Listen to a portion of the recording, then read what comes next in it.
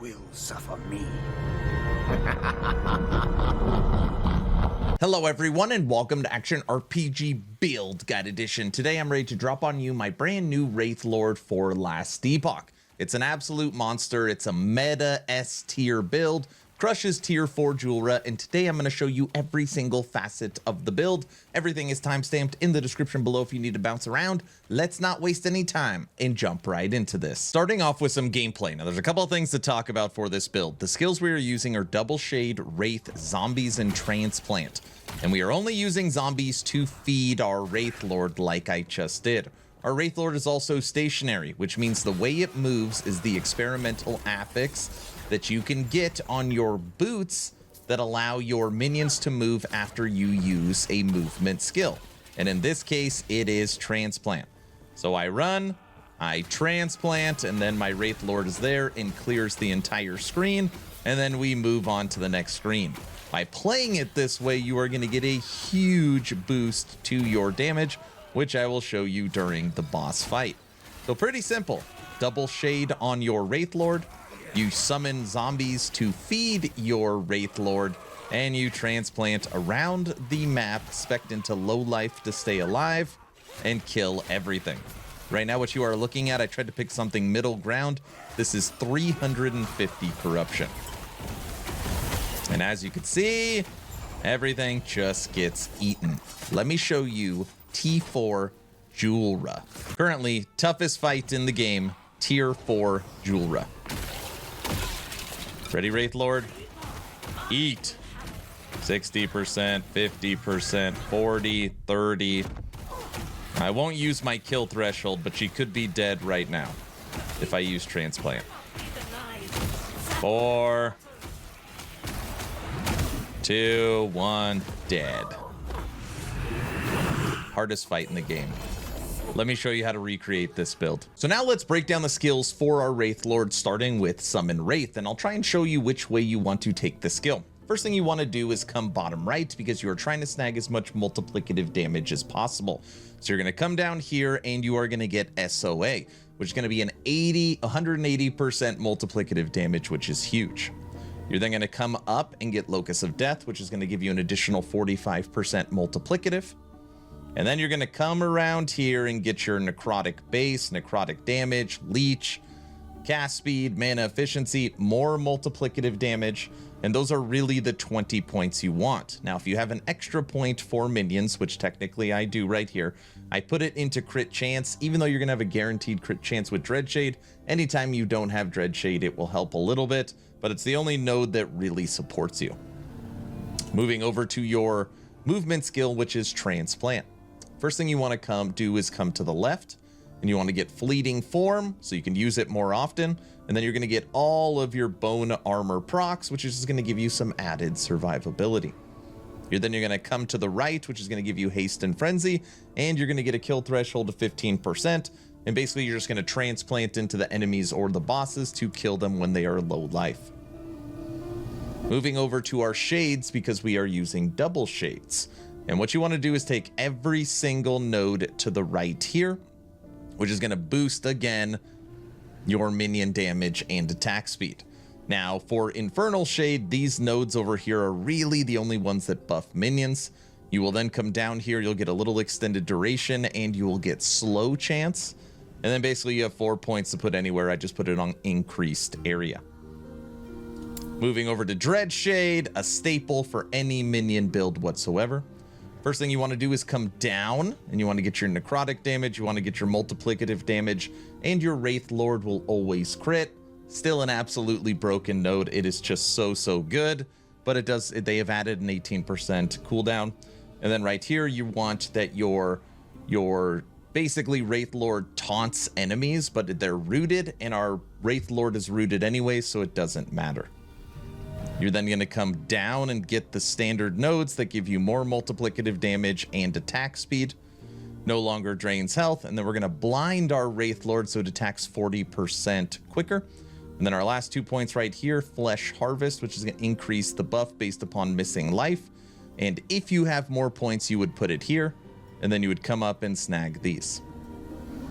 Last but not least, summon Volatile Zombie. Now, summon Volatile Zombie is used for basically one purpose.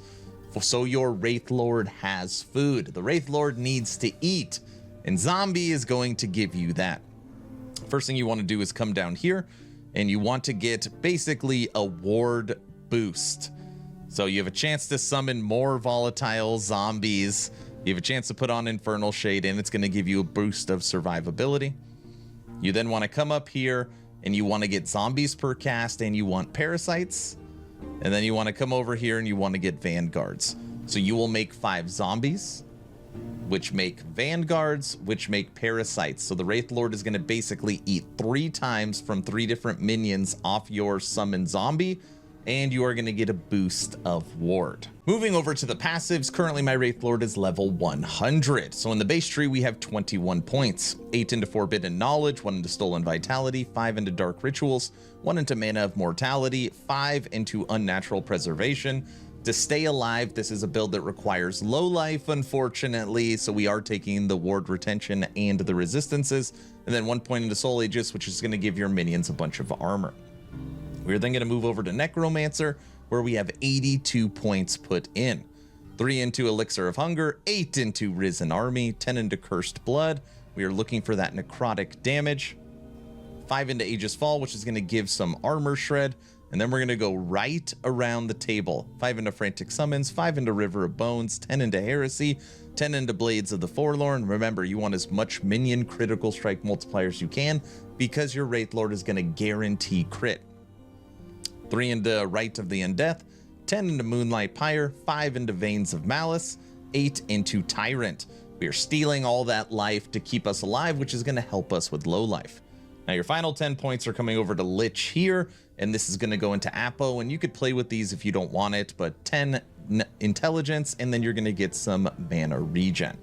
Those are the passives. Moving over to last Epoch tools, we're going to break down the blessings, idols, and gear, starting with the blessings, and for the most part, we are spec'd into survivability. We have void resistance, lightning resistance, physical resistance, crit avoidance, and I have it spec'd into minion damage, but you also could take fire resistance. It depends on your gear and what you have, so that one is a toss-up. Moving over to idols, basically you want as much life as humanly possible.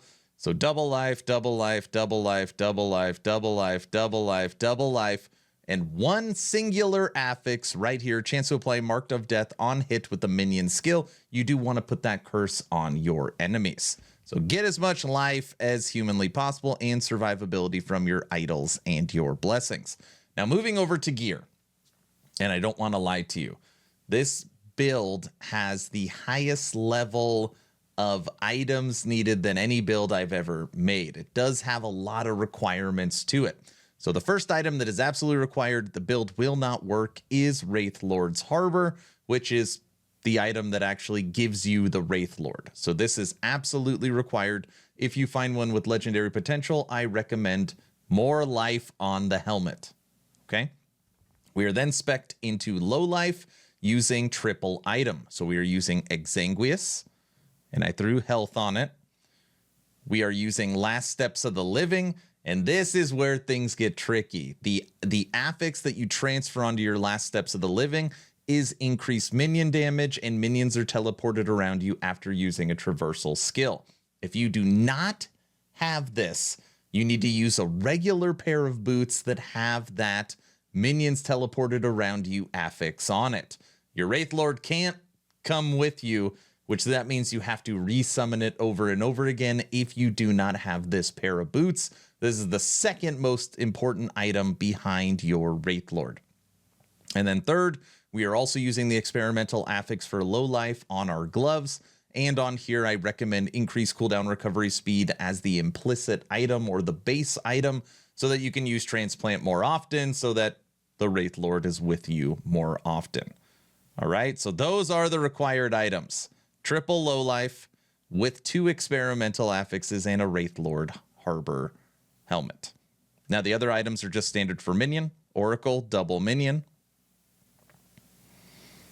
Ring, intelligence minion. Ring, intelligence minion. And I took these bases for the fire resistance and the necrotic resistance. Belt, resistances. And I put, this one isn't required, but it's nice. 4 volatile zombies summoned on potion use. Again, just feeds your Wraithlord. Relic, intelligence minion damage. And then for our weapon, we are using a 2-handed axe. This is going to give you minion necrotic penetration, extra survivability with parry, mana regen, and double minion spell. So that is the gear, idols, and blessings. Now let's talk leveling. Aaron, this is great, but how do I go from level 0 to what I see on the screen right now? When it comes to Acolyte, I level all of the masteries the exact same way. It doesn't matter if you're a Necromancer, Lich, or Warlock, I use these same 3 skills. First one is Summon Skeleton. And you want Skeleton Archers because Warriors die too frequently, so you want to give them some range. First thing you do is you come to the left here and you remove Warriors, and you grab an extra Skeleton. Then you come down and you just buff them as much as humanly possible. Okay?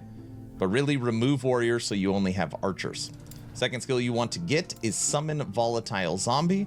And you want to come up right here and get this node, Pull of the Grave. It is going to be your kill threshold as you traverse the campaign.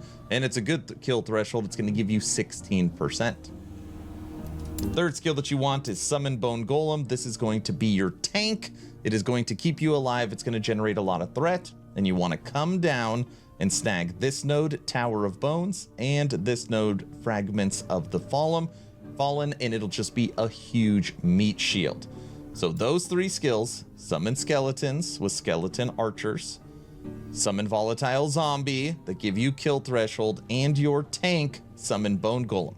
And then you put an unspec'd Transplant on your bar so you still have a free movement skill. You will fly through the campaign. All right, everyone, that's the build guide. What do you think of my new and improved Wraithlord? Is there anything I missed? Is there anything I could do to take this to the next level? Let me know your thoughts in the comment section below. Couple asks at the end of the video. Please like, share, and subscribe if you think I have earned it. Every 2 weeks now on the Action RPG Discord, it is the first link in the description. We are giving away games. We are giving away Action RPG merch. We have new Last Epoch community events coming up on July 9th. It is one of the best places to hang out if you are looking for like-minded Action RPG enthusiasts. We are approaching 4,000 members. First link in the description to get in that Discord. Lastly, I get asked all the time, what's the best way to support? And it is Patreon. It is the second link in the description. We have game night coming up and movie night. It is going to be an absolute blast. Check out the Patreon. I'm done. Hopefully you were entertained or at least learned something. Aaron, out.